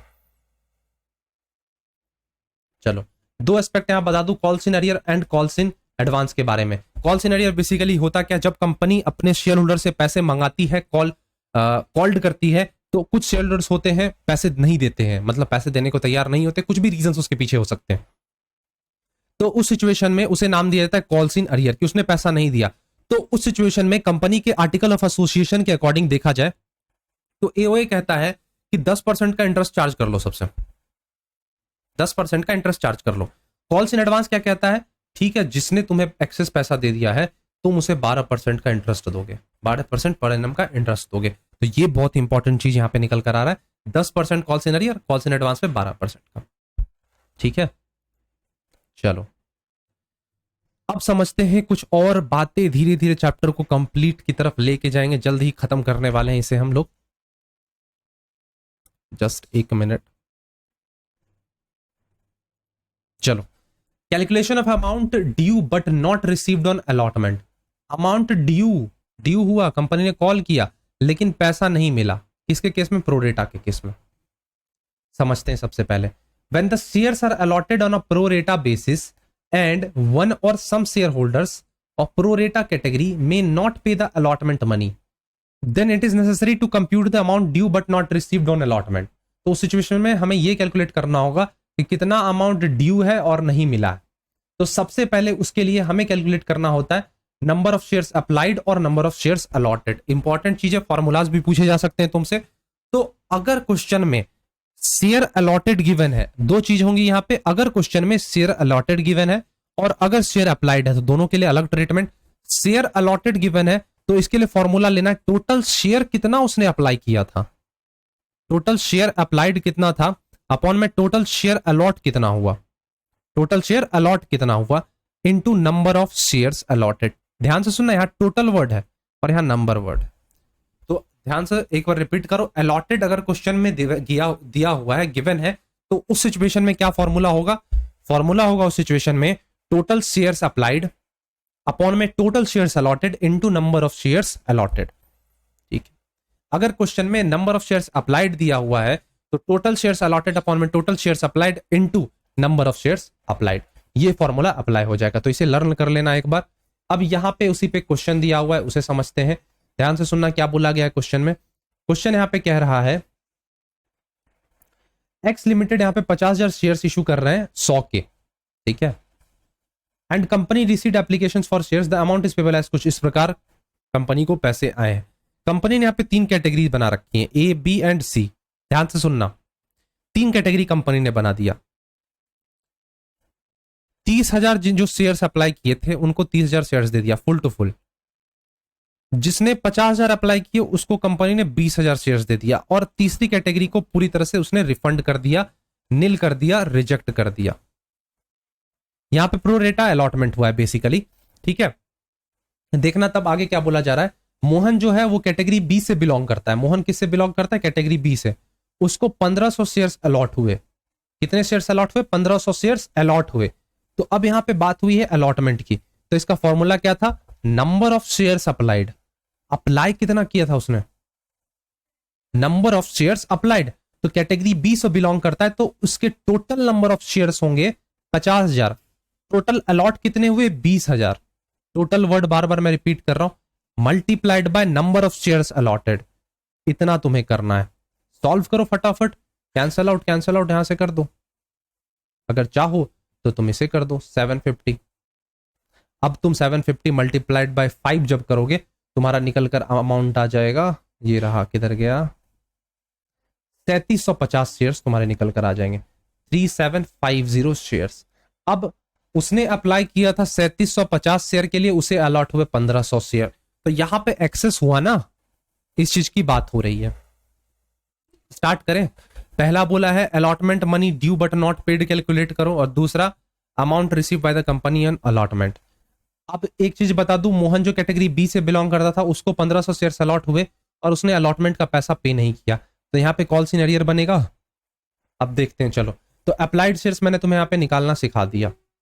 अब स्टेप 2 क्या कहता है, कैलकुलेट करो कितना अमाउंट ड्यू था और मोहन ने कितना पे नहीं किया। तो सबसे पहले अगर अमाउंट ड्यू देखे 1500 शेयर्स अप्लाई हुए, अलॉटमेंट पे रेट है 50 के हिसाब से, देख लो क्वेश्चन में, ये रहा अलॉटमेंट पे 50 के हिसाब से रेट दिया हुआ है। कैलकुलेट करोगे तो 75,000 शेयर्स कंपनी को मिलने थे, किससे? मोहन से। अब ठीक है, मोहन ने बोला ठीक है मैं तुम्हें दूंगा, लेकिन मैंने जो 3750 शेयर्स अप्लाई किए इसका तुम ट्रीटमेंट क्या करोगे? सबसे पहले तुम इसे एडजस्ट करो। तो कंपनी ने बोला चलो ठीक है मैं एडजस्ट करता हूं। एक्सेस कितना हो गया? 3750 माइनस 1500 कर लो, 052 और यहां हो जाएगा 2, 2250 रुपए, 2250 शेयर्स 30 रुपए के हिसाब से। 30 क्यों यूज करेंगे? क्योंकि एप्लीकेशन पे आया था ना, तो 2250 इंटू 30 के हिसाब से आता है 67,500। इतना कंपनी ने एडजस्ट कर दिया। तो अब मोहन से कितना और लेना है? 7500 लेना है। मोहन को 7500 कंपनी को देना है। ये चीज समझ में आया तुम्हें? बहुत ही आसान चीज थी। सबसे पहले ध्यान से सुनना, नंबर ऑफ शेयर्स अलॉटेड दिया हुआ था क्वेश्चंस में, तो उसके लिए हमें जरूरत थी कि उसने अप्लाई कितना किया ये हमें पता चले। तो उससे पता चला कि उसने 3750 शेयर्स अप्लाई किए थे और उसे मिले मात्र 1500 शेयर्स। तो वो जो एक्सेस अमाउंट हुआ, एक्सेस अमाउंट रह गया, उसका क्या ट्रीटमेंट होगा उसके बारे में भी बात होगी। तो स्टेप 2 कहता है सबसे पहले ये कैलकुलेट करो कि मोहन भाई साहब से हमें अलॉटमेंट पे कितने रुपए मिलने थे। तो जब हमने वो कैलकुलेट किया तो 75,000 हमें मिलने थे। तो वहां पे मोहन ने ऑब्जेक्शन किया कि मेरा यहां पे 2250 का एक्सेस शेयर तुम्हारे पास पड़ा हुआ है, सबसे पहले तुम उसे एडजस्ट करो। उसे एडजस्ट करने से पता चला 67,500 अमाउंट, और बच गया कितना? 7,500। तो 7,500 यहां पे हमें मोहन से अलॉटमेंट पे लेना था। ठीक, पहले का आंसर मिल गया। कितना अलॉटमेंट अमाउंट ड्यू रह गया मोहन से? तो 7500। उसने नहीं दिया 7500। नेक्स्ट क्वेश्चन इसी में है, amount received bye the company on allotment. Company को कितना अमाउंट अलॉटमेंट पे मिला? तो सबसे पहले वो देख लेते हैं। अमाउंट ड्यू ऑन अलॉटमेंट सबसे पहले निकाल लो। 50,000 के शेयर्स, 50 के हिसाब से 25 लाख ड्यू थे। एक्सेस एप्लीकेशन मनी कितना था? 30,000 के हिसाब से 30 यहां पे तुमने एडजस्ट किया, जो कि 9 लाख। ये नहीं देख पा रहे हो, कैटेगरी बी की यहां पे बात हुई है। ये पूरा यहां पे कैटेगरी बी का ही बात हुआ। मैं क्लियर तुमको दिखा रहा हूं। मोहन जो कैटेगरी बी से बिलोंग कर रहा है, तो सारी बातें यहां कैटेगरी बी की ही हो रही है। तो 50,000 शेयर अप्लाई किए थे, उन्हें मिला 20,000। 30,000 एक्सेस गया ना, एक्सेस गया ना 30,000, तो उसे तो हटाओगे 9 लाख, मतलब 16 लाख का यहां पे हो गया। 16 लाख हुआ ना। फिर आगे बोलता है less amount due but not received. तो अलॉटमेंट पे 16 लाख मिलना था, 7500 एक शेयर होल्डर ने नहीं दिया, मोहन भाई साहब ने नहीं दिया। तो कंपनी को मिला कितना? तो 15,92,500, मतलब 15,92,500 अमाउंट कंपनी को मिल गया। तो ये रही बात, बहुत ही इंपॉर्टेंट कंसेप्ट है। रिवाइज करके, रिकॉल करके 2-3 बार देख लेना। समझ में आया? ये चीज इंपॉर्टेंट है। सेशन पसंद आ रहा होगा तो सेशन को लाइक करना। अब सिमिलरली अगर तुम्हें क्वेश्चन में मान लो इस 1500 जगह की जगह 3750 सिर्फ अप्लाइड शेयर दिया हुआ होता, तुम्हें अलॉटेड निकालने बोलता, तुम ये फॉर्मूला लगा देते या नहीं लगाते? जल्दी से बताओ, कर लेते ना ये चीज? चलो अब बात करेंगे फॉरफीचर ऑफ शेयर से। ध्यान से सुनना, फॉरफीचर ऑफ शेयर्स का मतलब होता क्या है? बेसिकली फॉरफीचर ऑफ शेयर्स का मतलब होता है कैंसलेशन ऑफ शेयर्स। जब कोई शेयर होल्डर बदमाशी करता है, बदमाशी इन द सेंस कि वो पैसे नहीं देता है, तो उस सिचुएशन में कंपनी के पास अधिकार होता है, राइट्स होते हैं कि वो उसके शेयर्स को टर्मिनेट कर सके, शेयर्स को कैंसिल कर सके। मतलब कहने का यह है कि उसके टोटली उसके मेंबरशिप को खत्म कर सके। ये अधिकार किसके पास होता है? तो ये अधिकार होता है, बताओ किसके पास होता है? बता दो भाई, कंपनी के पास होता है। साथ ही साथ एक चीज यहां पे सुनना ध्यान से, होता क्या है, जैसे तुमने देखा कि मान लो मोहन भाई साहब जिन्होंने अलॉटमेंट पे पैसा नहीं दिया था, तुम मान के चलो कि उन्होंने एप्लीकेशन का पैसा दे दिया, अलॉटमेंट का पैसा दे दिया, पर उन्होंने फर्स्ट कॉल का पैसा नहीं दिया था। तो इस सिचुएशन में ये एप्लीकेशन का पैसा और अलॉटमेंट का पैसा जो कंपनी के पास है मोहन का, वो कंपनी वापस नहीं करती है। बहुत ही इंपॉर्टेंट चीज है ये, समझे? डेफिनेशन के थ्रू पढ़ ले एक बार। If any shareholder fails to pay the amount of any call, his money is forfeited with the held by the company. इसको नाम देते हैं हम फॉरफीचर ऑफ शेयर्स। फॉरफीचर का मतलब ही होता है कैंसलेशन और termination of membership by taking away the shares right of the membership. Forfeiture के वक्त जो भी शेयर्स कैंसल्ड हुए, to the extent share capital is reduce, जो भी अमाउंट होगा कंपनी वो रिफंड नहीं करती है। फॉरफिटेड शेयर्स को पार पे इशू किया जा सकता है, प्रीमियम पे भी इशू किया जा सकता है। अकाउंटिंग एंट्री इसकी अलग अलग हो सकती है, वो हम देख लेते हैं। फॉरफीचर ऑफ शेयर्स, सबसे पहले मैं तुम्हें यहाँ पे एंट्री समझाना चाहूंगा क्योंकि एंट्री बहुत इंपॉर्टेंट है। Share capital account debit to number of shares forfeited into called up shares. Share capital, सबसे पहले शेयर कैपिटल यहाँ पे अमाउंट डालते हैं। क्या होता है, सबसे पहले तुम्हें मैं ये बताना चाहूंगा इसमें कौन सा अमाउंट डलता है।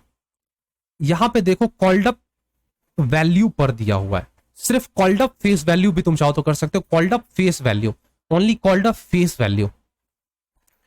क्या बोला गया है, जितना कंपनी ने मंगाया, कंपनी ने कितना कॉल किया, कितने शेयर होल्डर से कंपनी ने पैसे मंगाए, जितने शेयर्स थे, अगर 80 शेयर्स थे और कंपनी ने फाइनल कॉल तक पैसा मंगा लिया या फर्स्ट कॉल 4 तक पैसा मंगाया, तो 320 का अमाउंट ही जाएगा। कंपनी ने जितना कॉल्ड किया वो अमाउंट सिर्फ जाता है।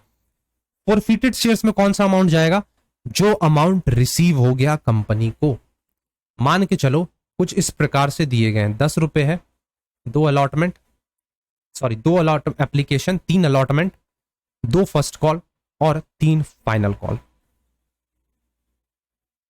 सुनना, एक एक चीज बताऊंगा।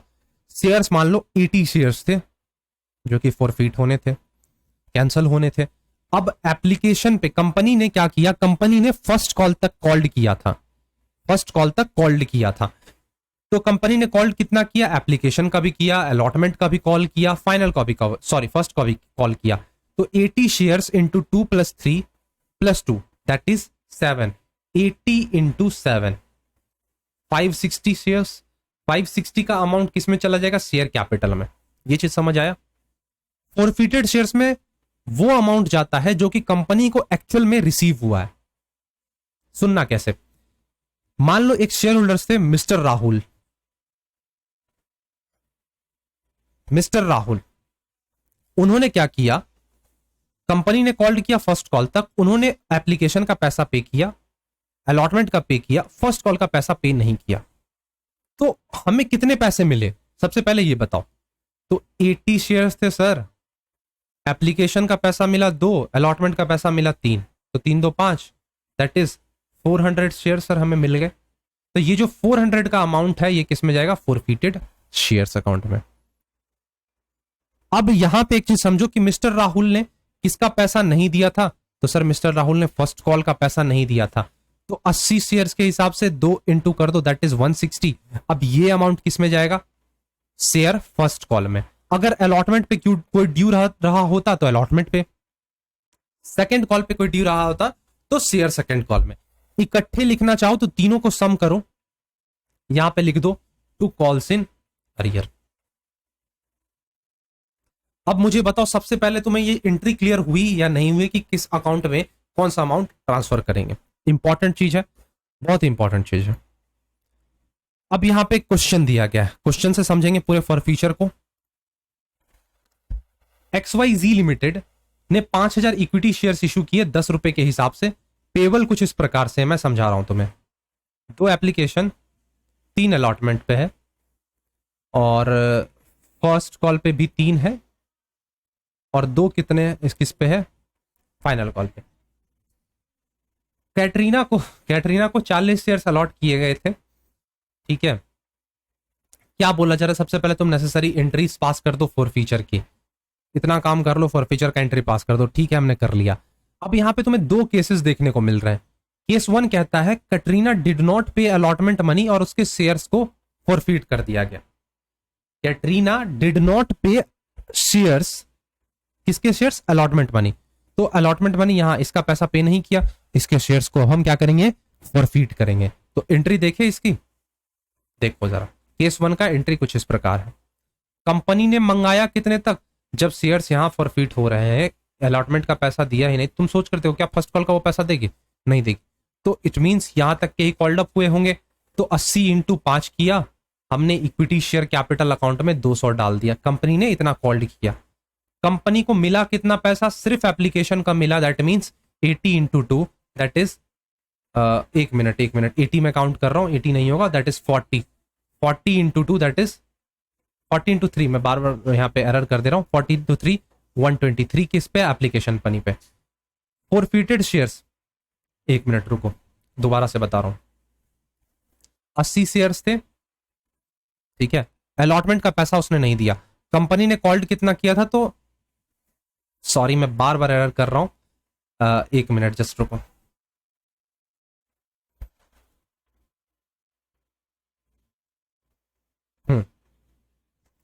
कैटरीना के पास कितने शेयर्स थे सर? 40 शेयर्स थे। कंपनी ने कॉल्ड कितना किया, तो अलॉटमेंट तक 40 into 5, it means 200 shares company ने कॉल्ड अप किया। कंपनी को मिले कितने? कंपनी को सिर्फ और सिर्फ एप्लीकेशन के पैसे मिले, तो एप्लीकेशन पे 2 है, तो 40 इंटू 2 दैट कम्स 80 शेयर सिर्फ मिले, जो कि फोरफिटेड शेयर्स में चला जाएगा। कितने नहीं मिले? तो 40 इंटू 3 120 नहीं मिला, तो ये इक्विटी शेयर्स अलॉटमेंट में चला जाएगा। केस 1 समझ गए। केस 2 कहता है अलॉटमेंट का पैसा तो दिया नहीं, साथ ही साथ उसने फर्स्ट कॉल का भी पैसा नहीं दिया, उसके शेयर्स को फॉरफिट मारो। तो कंपनी ने कॉल्ड अप कितना किया होगा? फर्स्ट कॉल तक किया होगा, जो कि आएगा 320। फिर कंपनी ने इक्विटी शेयर्स के अलॉटमेंट का पैसा नहीं दिया उसे, कैटरीना ने, फिर फर्स्ट कॉल का पैसा नहीं दिया, तो मिला तो सिर्फ एप्लीकेशन का ही ना। तो उस सिचुएशन में कुछ ऐसे एंट्री पास होगी। ये चीज तुम समझ पा रहे हो या नहीं समझ पा रहे हो? जल्दी से मुझे बताओ, क्लियर है ये चीज? अब यहाँ पे ढेर सारे केसेस मुझे तुम्हें समझाने, और फटाफट मैं तुम्हें यहाँ पे समझाऊंगा। Forfeiture of shares were issued at a premium, जब शेयर्स को प्रीमियम में इशू किया जाता है तब क्या होता है? शेयर कैपिटल में हमेशा मैंने तुम्हें बोला है फेस वैल्यू के अमाउंट ही जाएंगे, तो यहाँ पे प्रीमियम लेना नहीं है शेयर कैपिटल में। फॉरफीटेड शेयर्स में वो अमाउंट होंगे जो कि कंपनी को रिसीव हुआ है लेस प्रीमियम, प्रीमियम वाला अमाउंट नहीं जाएगा, और बाकी ट्रीटमेंट सारा सेम होगा। तो इसके बेसिस पे भी क्वेश्चन होंगे आगे, ध्यान से सुनना। और अगर सिक्योरिटी प्रीमियम नहीं मिलता है, तो अगर मिल जाता है तो सर प्यारा प्यारा ये एंट्री पास कर देंगे, नहीं मिलता है तो कुछ इस प्रकार एंट्री पास होंगे। शेयर कैपिटल में अमाउंट जाएगा लेस प्रीमियम, मतलब सिर्फ फेस वैल्यू वाला।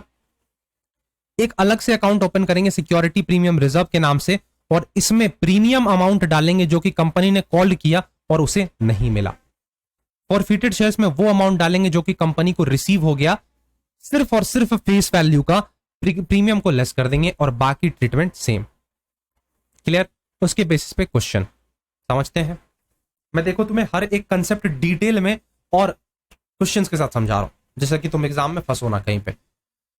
चलो अब बात कर लेते हैं forfeiture of shares which were issued at a premium.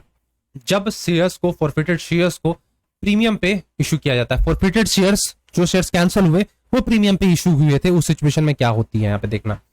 XYZ limited है, 10,000 के इक्विटी शेयर्स हैं, 10 रुपए के हिसाब से।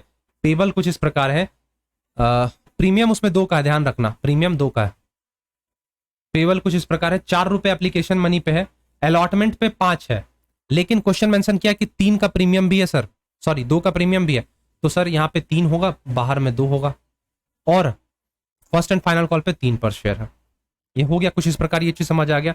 अब बोला जा रहा है सैफ, जिसको कि 200 शेयर अलॉट हुए थे, ठीक है, उसका पहला केस यहां दे रहा है। अगर सैफ अलॉटमेंट मनी पे नहीं करता है और उसके शेयर्स को फॉरफिट किया जाता है before making first and final call, इसका ये मतलब है कंपनी ने बस यहां तक ही कॉल्ड अप किया, यहां तक ही कॉल्ड अप किया, और सैफ भाई साहब ने सिर्फ एप्लीकेशन का पैसा पे किया, अलॉटमेंट का पैसा पे किया नहीं।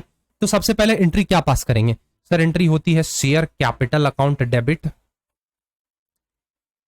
डेबिट टू शेयर कैपिटल में हम कौन सा अमाउंट डालते हैं? जो कि कंपनी ने कॉल्ड किया लेस प्रीमियम। तो कंपनी ने कॉल्ड कितना किया? अलॉटमेंट तक का कॉल किया, तो अलॉटमेंट पे 3 रुपए थे, 2 एक्स्ट्रा 5 के थे, तो और एप्लीकेशन पे 4 थे, तो इसके हिसाब से होना चाहिए 4 + 3 दैट इज 7। शेयर्स थे 200, तो 200 इंटू 7 करोगे तो 1400 का अमाउंट आएगा। फिर यहाँ पे शेयर फॉर फ्यूचर हम लिखते हैं। उससे पहले की और चीज बताना चाहूंगा, सिक्योरिटी प्रीमियम का केस है तो एसपीआर अकाउंट बनेगा। एसपीआर कितने का नहीं मिला? 200 शेयर्स के हिसाब से 2 का प्रीमियम था, तो 400 का प्रीमियम नहीं मिला। कितना मिल गया? कितना मिल गया? तो सर और सिर्फ एप्लीकेशन का मिला, मतलब 200 के हिसाब से 5 कर दो, that is 1000 shares, sorry 800 shares. 4 करेंगे ना, 5 क्यों करेंगे? 5 तो करेंगे हम लोग फॉरफिटेड शेयर्स में। क्लियर है ये चीज? चलो एक गलती दिखाऊं, मैंने यहां टाइपिंग एरर किया, एक गलती यहां पे मैं तुम्हें दिखाता हूं।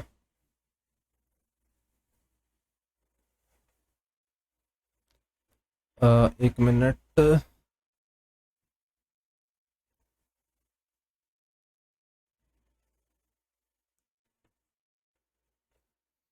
दो सौ इंटू यहां करेंगे 3, जो कि आएगा 600। आएगा या नहीं आएगा? एक मिनट, यहाँ पे कुछ एरर है, मैं देख ले रहा हूँ अच्छी तरीके से।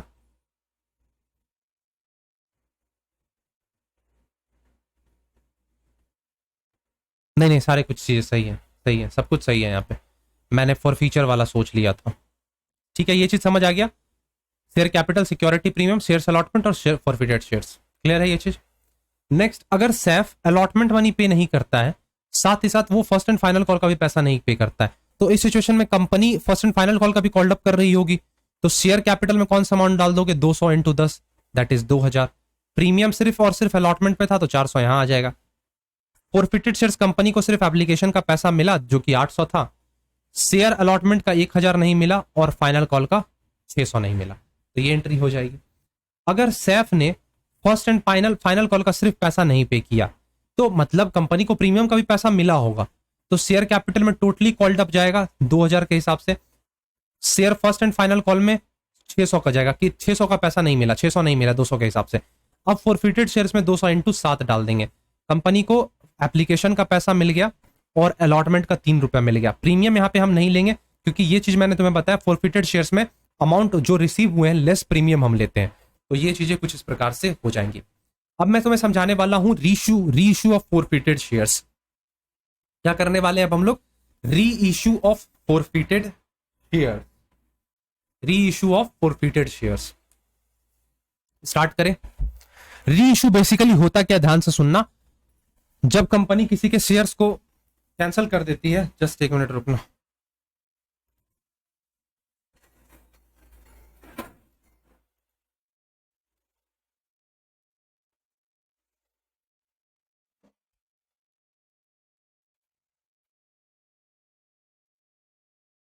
चलो, जब कंपनी फॉरफिटेड शेयर्स को, कैंसिल किए गए शेयर्स को दोबारा से इशू करती है, उसे हम नाम देते हैं reissue of shares. Reissue of forfeited shares means shares are sold to another person or company. एक बार जो शेयर इशू हो जाता है उसे हम दोबारा से मार्केट में इशू नहीं कर सकते हैं, लेकिन जब कंपनी किसी के शेयर्स को कैंसिल करती है, फॉरफिट करती है, उस शेयर्स को दोबारा से री इशू किया जा सकता है। तो उसके बारे में यहाँ पे पढ़ने वाले हैं। अब फॉरफिटेड शेयर्स को हम लोग पार पे भी इशू कर सकते हैं, री इशू कर सकते हैं, प्रीमियम पे भी, और डिस्काउंट भी दे सकते हैं। अब डिस्काउंट के बारे में यहाँ पे कुछ बात की गई है कि डिस्काउंट जो अलाउ यहाँ पे हम करेंगे वो री इशू फॉरफिटेड शेयर्स से ज्यादा एक्सीड नहीं करना चाहिए। जितना हमको अमाउंट मिला फॉरफिटेड शेयर्स पे, जैसे एप्लीकेशन मनी के हिसाब से अगर हमें 200 रुपए मिल रहा है या 20 रुपए मिल रहा है, तो उतने तक का ही डिस्काउंट दे सकते हैं, उससे ज्यादा का डिस्काउंट नहीं दे सकते हैं। अब यहाँ पे री इशू पार पे किया जाए तो ये एंट्री पास होगा, डिस्काउंट पे तो यहाँ पे एक अकाउंट खुल जाता है जो कि होता है फॉरफिटेड शेयर्स। शेयर कैपिटल में amount credited as paid up जाता है और the amount debited of the forfeited shares, मतलब ये कैपिटल रिजर्व वाला होगा। इसको मैं तुम्हें अच्छे से समझाऊंगा। अगर प्रीमियम पे री इशू हो तो ये सिचुएशन, प्रीमियम मतलब क्या होता है, अगर 10 का शेयर्स था तुमने उसे 12 पे कर दिया, दैट इज प्रीमियम, 2 रुपए का यहाँ पे हो गया। अब देखो यहाँ पे कुछ केसेस स्टार्ट होंगे, ध्यान से सुनते जाना, एक एक चीज मैं तुम्हें बताऊंगा। यहाँ पे complete solution limited forfeited 500 equity shares. Complete solution limited ने 500 इक्विटी शेयर्स फॉरफिट किया था, ठीक है, 500 इक्विटी शेयर्स फॉरफिट किया, 100 का, ईच एट 10%, उसको 10% के प्रीमियम पे इशू कर दिया, on which allotment of ₹30 per equity shares including premium and the first call of ₹30 per shares were not received and second and final call 20 were not yet called up। तो सबसे पहले यहाँ पे forfeiture की entry होगी, forfeiture की entry होगी। Forfeiture का एंट्री कुछ इस प्रकार बन जाएगा। शेयर कैपिटल, कंपनी ने यहाँ क्लियरली मेंशन किया, मैं अगर तुम्हें इरेज करके डायरेक्टली उस पॉइंट पे हिट करूं, कंपनी ने यहाँ पे क्लियरली मेंशन किया है, कंपनी ने सेकंड और फाइनल कॉल का पैसा अभी तक नहीं मंगाया। तो मतलब 100 का था तो सर कंपनी ने 80 मंगाया होगा, तो 500 इंटू 80 के हिसाब से 40,000 कंपनी ने कॉल्ड किया। अब कंपनी को यहाँ पे सिक्योरिटीज प्रीमियम के भी पैसे नहीं मिल रहे, मतलब अलॉटमेंट पे जो प्रीमियम था वो पैसा नहीं मिला। प्रीमियम कितने का था? तो प्रीमियम था 10 रुपए का, तो 500 इंटू 10 करोगे आएगा 10,000, वो डाल दिया। कंपनी को मिला कितना? फॉरफिटेड शेयर्स की अगर मैं बात करूं तो कंपनी को सिर्फ और सिर्फ यहाँ पे किसका पैसा मिला? एप्लीकेशन का पैसा मिला। कैसे सर? एप्लीकेशन का तो अमाउंट ही नहीं दे रखा है। मैं अगर तुम्हें क्लियरली बताऊं, यहाँ पे 100 रुपए यहाँ पे बोला गया कंपनी की तरफ से। क्वेश्चन में एप्लीकेशन को लेकर कुछ बात नहीं की गई है। यहाँ पे देखोगे अगर तुम, तो यहाँ पे क्या बोला गया है कि अलॉटमेंट पे 30 रुपए है, जिसमें से 10 का प्रीमियम है। तो मैं इसे इरेज करके क्लियरली अच्छे से लिखता हूं, 20 का अमाउंट है और 10 का प्रीमियम है। 10 यहां भी बाहर कर देता हूं। फर्स्ट कॉल पे क्या बोला जा रहा है, 30 है और फाइनल कॉल पे 20 है, ऐसी बातें की गई है। आई होप तुम्हें विजिबल होगा, जस्ट वेट करना 1 मिनट, कुछ ग्लिच हुआ है, नहीं दिख नहीं रहा है तुम्हें, 1 मिनट जस्ट वेट करना।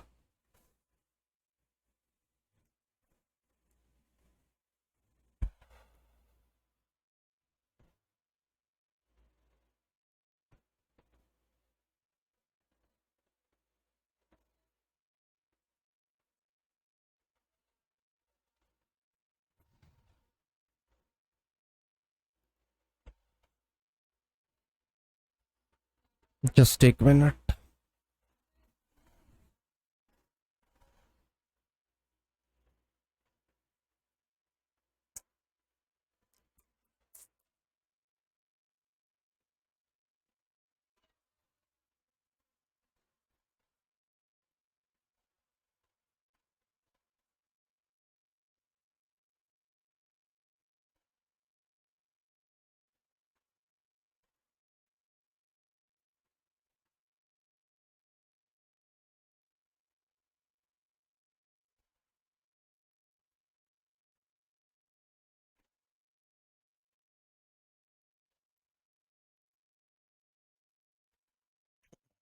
चलो दिखा दो यहाँ पे तुम्हें मैं, 100 रुपए के हिसाब से देखोगे तो बस सुनते जाना तुम, ठीक है। यहाँ पे विजिबल नहीं है तो मैं चलो ब्लैंक पेज में बता दे रहा हूँ।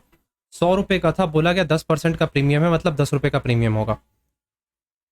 एप्लीकेशन के बारे में कुछ भी मेंशन नहीं किया गया। अलॉटमेंट पे बोला गया 30 रुपए है, जिसमें से 10 का प्रीमियम है, तो 20 ये हो गया और 10 का प्रीमियम हो गया। फर्स्ट कॉल पे 30 है और फाइनल कॉल पे 30 है। 30 30 60 20 80, तो बचा कितना सर, एप्लीकेशन पे 20 ही होगा ना। That comes application, allotment, first and second.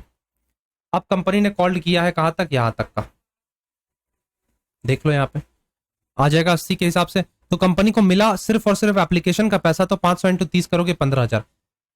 Allotment का पैसा नहीं मिला और कंपनी को फर्स्ट कॉल का पैसा नहीं मिला, तो ये चीज यहाँ पे क्लियरली मेंशन कर दिया गया, ठीक है। ये फॉरफीचर की एंट्री है। अब जो भी मैं आगे तुम्हें केसेस करवाऊंगा, अभी मैंने केस 1 स्टार्ट किया है, आगे देखो case 2, case 3, case 4, total 4 cases मैंने यहाँ पे ले रखे हैं। तो उसमें सारी एंट्री सेम होगी, बस यहाँ पे हम लोग बेसिकली री इशू की बात कर रहे हैं, तो एंट्री में चेंजेस जो आएंगे री इशू में आएंगे। अब तुम केस 1 पढ़ो मेरे साथ। बोला गया कि 200 शेयर्स री इशू किए गए हैं 80 रुपए के हिसाब से एट ₹90 पर शेयर्स। सर थोड़ा समझाओ।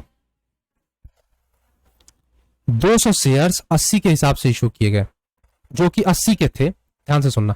200 शेयर्स जो कि 80 के थे, कंपनी ने उसे 90 पे इशू किया, मतलब कंपनी ने 10 रुपए प्रीमियम का लिया। यहां पे हुआ या नहीं हुआ ऐसा? हाँ सर हुआ, ये तो हुआ बात। तो समझने वाली क्या बात है, कंपनी यहां पे फुल प्रॉफिट लेने के मूड में, प्रीमियम के मूड में, तो री इशू के वक्त क्या होगा, एंट्री कैसे हम लोग पास करेंगे। एंट्री मैंने बेसिक तुम्हें समझा दिया। बैंक अकाउंट, बैंक अकाउंट में कौन सा अमाउंट जाएगा जो कि कंपनी को एक्चुअली मिला है, रियलिटी में मिला हो, 200 इंटू 90 के हिसाब से 18,000 कंपनी को पैसे मिल जाएंगे। एसपीआर में यहां पे हम सिक्योरिटी प्रीमियम का अमाउंट डालेंगे, 10 रुपए के हिसाब से था। और शेयर कैपिटल में कौन सा अमाउंट डालेंगे सर, बताइए जरा, बताइए। देखिए यहाँ पे मैंने आपको बता रखा है, कहां गया कहां गया कहां गया, ये share capital with amount credited as paid up, जो पेडअप अमाउंट था। तो पेडअप तो सर सिर्फ 80 ही था ना, तो 80 के हिसाब से 16,000 आ गया। अब एक इंपॉर्टेंट चीज आता है, कैपिटल रिजर्व में कितना ट्रांसफर करे। बच्चे फॉर्मूला लगाते हैं, कौन सा फॉर्मूला दिखाऊं, ये वाला फॉर्मूला लगाते हैं। ध्यान से सुनना, एक बात इस पे मैं बताता हूं तुम्हें। मुझे सबसे पहले ये बताओ, शेयर्स थे कितने फॉर फीचर से पहले? 100 शेयर्स थे सर, 100 शेयर्स थे। अब यहां पे कुछ इस प्रकार से उसका अलॉटमेंट वगैरह दिया हुआ था। सेकेंड कॉल तो चलो कंपनी ने मंगाया ही नहीं, तो चलो मानते हैं सर 80 के शेयर्स थे। अब यहां पे कंपनी को तो सर मिल गया था एप्लीकेशन का पैसा, 20 रुपए का पैसा मिल गया था सर। तो कंपनी चाहती तो सर 20 रुपए का डिस्काउंट दे सकती थी ना। क्या बोला था कि मैंने तुम्हें यहाँ पे, री इशू के वक्त जो डिस्काउंट दिया जा सकता है, not exceed the amount forfeited, जितना तुम्हें मिल गया उससे ज्यादा का तुम डिस्काउंट नहीं दे सकते हो। तो कंपनी को यहां पे 20 रुपए का अमाउंट मिल गया था, तो इस सिचुएशन में कंपनी चाहती तो 20 रुपए का डिस्काउंट भी दे सकती है। कंपनी ने यहाँ पे एक भी डिस्काउंट नहीं दिया, अपने शेयर होल्डर्स को एक भी डिस्काउंट नहीं दिया। अगर मैंने 20 बोला तो सॉरी, यहाँ पे 30 होगा, शायद 30 ही है, हाँ 30 है शायद।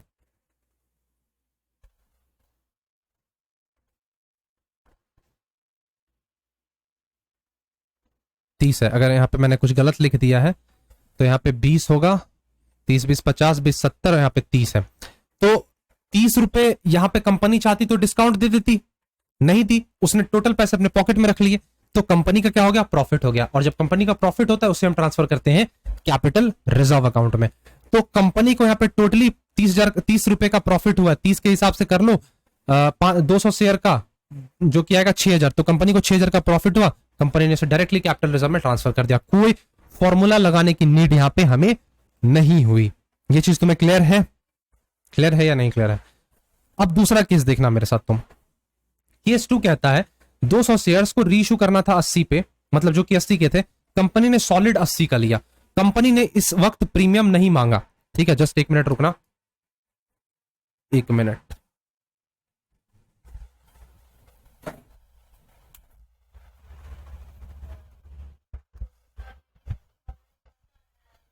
तो यहां पे देखना तुम, यहां पे कंपनी ने प्रीमियम नाम से कोई भी प्रॉफिट वगैरह नहीं लिया। 80 के शेयर्स थे, कंपनी ने 80 में इशू कर दिया। लेकिन अभी भी क्वेश्चन आता है, सर कंपनी चाहती तो 30 का डिस्काउंट दे सकती थी ना, क्योंकि उसे 30 रुपए एप्लीकेशन मनी पे ऑलरेडी मिल चुके थे, तो कंपनी ने नहीं दिया। तो इसका ये मतलब है 30 रुपए टोटली हम फिर से सर कैपिटल रिजर्व में ट्रांसफर कर देंगे। तो आंसर है हाँ, हम फिर से कैपिटल रिजर्व में ट्रांसफर कर देंगे। 1 मिनट,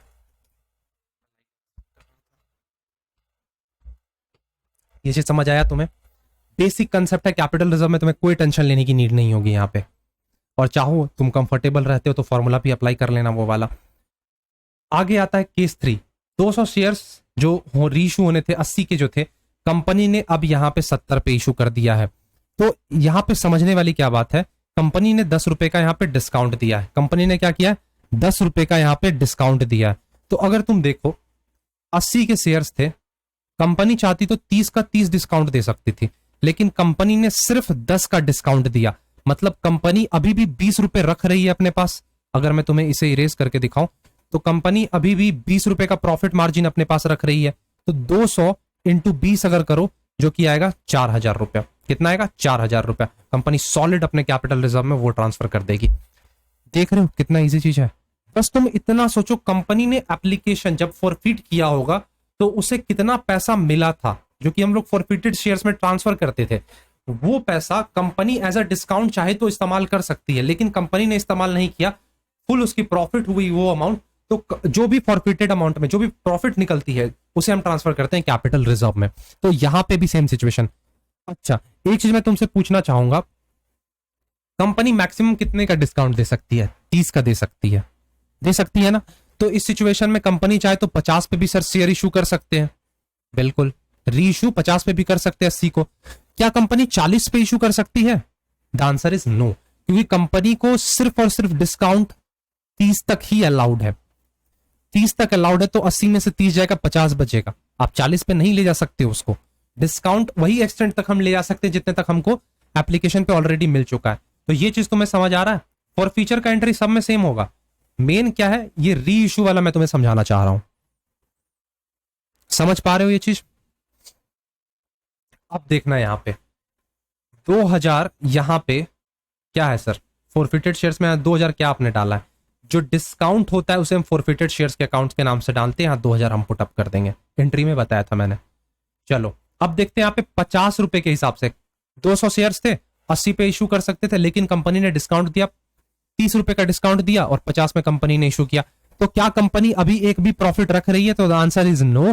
तो इस सिचुएशन में कैपिटल रिजर्व में नील अमाउंट ट्रांसफर हो जाएगा, नील अमाउंट, और फॉरफिटेड शेयर्स में टोटल 6000 अमाउंट चला जाएगा। ये चीज समझे तुम? कैपिटल रिजर्व का कंसेप्ट तुम्हें समझ आया? समझ आया या नहीं आया जरूर बताना मुझे तुम। अब शेयर्स में तुमसे कुछ नहीं पूछेगा, टोटल मैंने कंप्लीट 1 घंटे 5 मिनट में तुम्हें पूरा चीज मैंने तुम्हारा कवर करवा दिया शेयर्स का। हाँ डिटेल था, ठीक है, चलो मैं समझता हूं। एक चीज बता देता हूं, एक कंसेप्ट तुम खुद से कर लेना, shares issued consideration other than the cash वाला, वो तुम्हारा पूरा क्लियर हो जाएगा। अब मैं थोड़ी देर में तुम्हें 5 मिनट का ब्रेक दे रहा हूँ, 4 से 5 मिनट का ब्रेक दे रहा हूँ।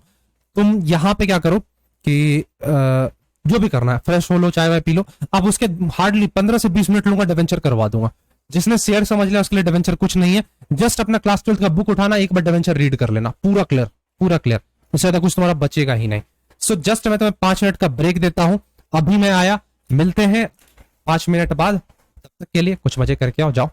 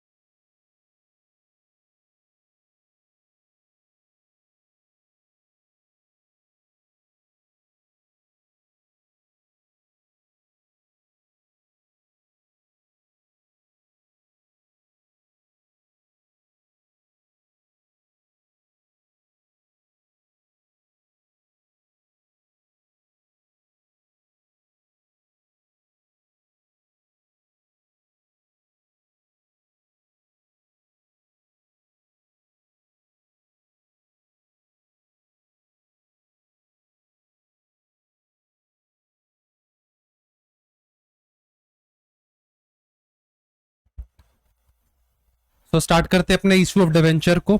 5 मिनट मैंने बोला था, लेकिन मैंने तुम्हें 10 मिनट ब्रेक दे दिया, सॉरी इसके लिए। स्टार्ट करेंगे अब अपने डिवेंचर जैसे चैप्टर को और खत्म कर देंगे डिवेंचर को, फिर पूरा कंपनी अकाउंट्स हमारा यहीं का यहीं खत्म हो जाएगा। सो देखो, सबसे पहले मैं तुम्हें बताना चाहूंगा डिवेंचर के बारे में कुछ बातें, छोटी छोटी बातें इंपॉर्टेंट है। सेक्शन 2 सब सेक्शन 30 डिफाइन करता है डिवेंचर को, कि डिवेंचर के अंदर डिवेंचर स्टॉक्स आ जाएंगे, बॉन्ड्स आ जाएंगे और any other instrument of a company evidencing a debt whether constituting a charge on the assets of the company or not. अब चार्ज ऑन द एसेट्स मतलब होता है बेसिकली इंटरेस्ट। इंटरेस्ट की बात यहां पे हो रही है, किसकी बात हो रही है? इंटरेस्ट पे बात हो रही है। तो फीचर्स ऑफ डिवेंचर की अगर बात करें तो ये एक इंस्ट्रूमेंट है एक्नोलॉजिंग अ डेट, मतलब डेट को रिप्रेजेंट करता है और उसके अगेंस्ट जो चार्ज हमें पे करना होता है वो होता है हमारा इंटरेस्ट। ये लॉन्ग टर्म डेट इंस्ट्रूमेंट होता है, usually large financially strong companies इसका इस्तेमाल करती हैं फंड्स रेज करने के लिए। जैसे हम शेयर से पैसे रेज करते हैं, सिमिलरली यहां पे हम डिवेंचर से क्या करते हैं, हम यहाँ पे डिवेंचर इशू करते हैं और आम जनता से पैसे मांगते हैं, फिर कुछ सर्टेन पीरियड के बाद हम उन्हें पैसे क्या करते हैं, वापस कर देते हैं। ठीक है, ये चीज समझ पा रहे हो?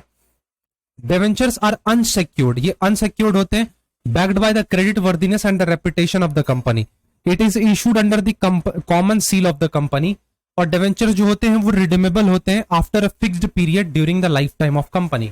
अब डिवेंचर्स को इशू तो पार प्रीमियम डिस्काउंट पे किया जा सकता है, लेकिन जब बात आती है रिडम्पशन की तो डिवेंचर्स को सिर्फ हम पार और प्रीमियम पे रिडीम कर सकते हैं। इंपॉर्टेंट चीज बता रहा हूं, कभी भी हम इसे डिस्काउंट पे रिडीम नहीं कर सकते हैं। तुम सोच कर देखो, तुमने आम जनता से पैसे मांगे 100 रुपए, ठीक है, तुम बोलोगे ठीक है मैं तुम्हें 1 साल बाद 100 रुपए दे दूंगा, लेकिन मैं 80 रुपए दूंगा। तो क्या ये सही है? एथिकली मोरली कहीं से भी सही नहीं है, ये तुम्हें वो पैसे देने को तैयार ही नहीं होगा। तो ये क्या करता है, डिवेंचर्स जो होते हैं वो एक कंपनी के एसेट्स पे चार्ज क्रिएट कर देता है, मतलब फिक्स्ड चार्ज कह सकते हो, तुम्हें वो पे करना है तो करना है। Interest is paid on the debenture holder at a fixed rate whether the firm is in profit और लॉस। चाहे आप प्रॉफिट में हो चाहे लॉस में हो, एक फर्म उसे पे करना ही होगा। ठीक है, क्लियर है ये चीज? अब बात करते हैं important terms related to debenture. कुछ इंपॉर्टेंट टर्म्स हैं जो कि एग्जाम्स में पूछे जाते हैं। पहला आता है यहाँ पे बॉन्ड्स, दूसरा है जीरो कूपन बॉन्ड, तीसरा है debenture trust deed. Bond it is also an instrument of acknowledgement of debt. It is similar to the debentures in the terms of content and the texture. However, bonds can be issued without a predetermined rate of interest. क्या बोला गया है कि bonds को हम issue कर सकते हैं बिना किसी प्री डिटरमाइंड इंटरेस्ट रेट के। ट्रेडिशनली गवर्नमेंट्स बॉन्ड इशू करती हैं, लेकिन these days bonds are issued by the semi government and non governmental organisation. इसका एक छोटा एग्जांपल हो सकता है जीरो कूपन बॉन्ड। अब इसे आप डिस्काउंट पे भी इशू कर सकते हो, रिडीम लेकिन पार पे ही होगा, कोई भी इंटरेस्ट नहीं होता है। No such interest is made on this kind of bonds before maturity. Next आता है debenture trust deed. It is a document जो कि कंपनी क्रिएट करती है, जहां पे ट्रस्टीज अपॉइंट किए जाते हैं जो कि डिवेंचर होल्डर के इंटरेस्ट को प्रोटेक्ट करते हैं। बहुत ही आसानी से बता रहा हूं तुम्हें मैं कि ये एक डिवेंचर है जो कि कंपनी क्रिएट करेगी, डॉक्यूमेंट है बेसिकली, जहां पे जो भी ट्रस्टीज होते हैं उनको अपॉइंट किया जाता है सो दैट जो हमारे डिवेंचर होल्डर्स हैं उनके इंटरेस्ट को वो प्रोटेक्ट कर पाए। Main purpose of appointing trustee is to protect the interest of debenture holder. तो मेन पर्पस इसका यही होता है। चलो अब यहां पे देखो चार्ज के बारे में कुछ बातें की गई है कि according to section 2 sub section 16 of the companies act 2013, charge means an interest created on the property or assets. Charge क्या होता है? बेसिकली इंटरेस्ट होता है जो कि किसी भी प्रॉपर्टी या कंपनी के एसेट्स पे बनाया जा सकता है of the company or and of any of its undertaking or both। कुछ यहाँ पे कैटेगरीज दे रखे हैं, जैसे कि एक होता है फिक्स्ड चार्ज जो कि पे करना ही करना है, एक होता है floating charge. It is a charge created on the group of assets whose value subjected to change in the quantity and value. ध्यान से सुनना क्या बोला गया है, whose value is subjected to change in the quantity and value, that is charge created on the stock or debtor, जिसका value change हो सकता है। ये हो गया फ्लोटिंग चार्ज। नेक्स्ट आता है यहाँ पे टाइप्स ऑफ डिवेंचर। डिवेंचर कितने प्रकार के होते हैं? तो सबसे पहला आता है सिक्योर्ड डिवेंचर, या जिसे कि हम मॉर्गेज डिवेंचर बोल सकते हैं। Debentures are secured by charge on the fixed assets of the company. अगर कंपनी फेल हो जाती है पेमेंट करने में, प्रिंसिपल अमाउंट को पे नहीं कर पाती है और इंटरेस्ट अमाउंट को, तो जो भी उसने as a collateral as a mortgage किया था उसके एसेट्स को बेचकर उसे रीपे किया जा सकता है डिवेंचर्स होल्डर को। तो इसी को हम बोलते हैं सिक्योर्ड और मॉर्गेज डिवेंचर। अनसिक्योर्ड जिसके पीछे कोई भी कोलैटरल ना हो, जो किसी भी एसेट से सिक्योर किया गया ना हो, they do not have a security. अब टेन्योर के पॉइंट ऑफ व्यू से देखा जाए तो डिवेंचर्स होते हैं दो प्रकार के, रिडीमेबल डिवेंचर्स और इरिडीमेबल डिवेंचर्स। रिडीमेबल जो कि एक सर्टेन पीरियड के बाद जिसे कि रिडीम करना होता है, जिसे कि रीपे करना होता है। लेकिन जब बात आती है इरिडीमेबल डिवेंचर की तो इसका कोई भी फिक्स्ड पीरियड नहीं होता। इसका फिक्स्ड पीरियड होगा 5 साल, 10 साल, 12 साल, 15 साल, लेकिन इरिडीमेबल डिवेंचर्स का कोई भी फिक्स पीरियड नहीं होता है। जनरली ये वाइंडिंग अप के वक्त ही रिडीम हो पाते हैं। क्लियर है ये चीज?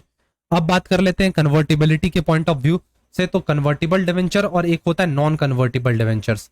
कन्वर्टिबल डिवेंचर्स वैसे डिवेंचर्स होते हैं जिसको कि आप इक्विटी शेयर्स में कन्वर्ट कर सकते हो over a specified period of time. अब इसमें भी दो क्लासिफिकेशन, एक होता है पार्टली, एक होता है फुल्ली।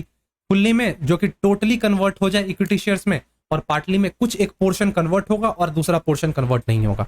नॉन कन्वर्टिबल में कोई राइट ही नहीं है आपके पास कि आप उसे कन्वर्ट कर सको इक्विटी शेयर्स में। अब रजिस्ट्रेशन के पॉइंट ऑफ व्यू से देखा जाए तो एक होता है रजिस्टर्ड डिवेंचर, जो कि नेम, एड्रेस, पर्टिकुलर सारी चीजें डिवेंचर्स होल्डर के बारे में कंपनी में रजिस्टर्ड हो। ठीक है, उसे क्या नाम बोलेंगे? Registered debentures. बियरर डिवेंचर्स क्या होते हैं? Basically these debentures are transferable by mere delivery. Company keeps no record of such debentures. कोई रिकॉर्ड नहीं होगा, जस्ट ट्रांसफर कर दो, ओनरशिप भी ट्रांसफर हो जाती है उसके पास।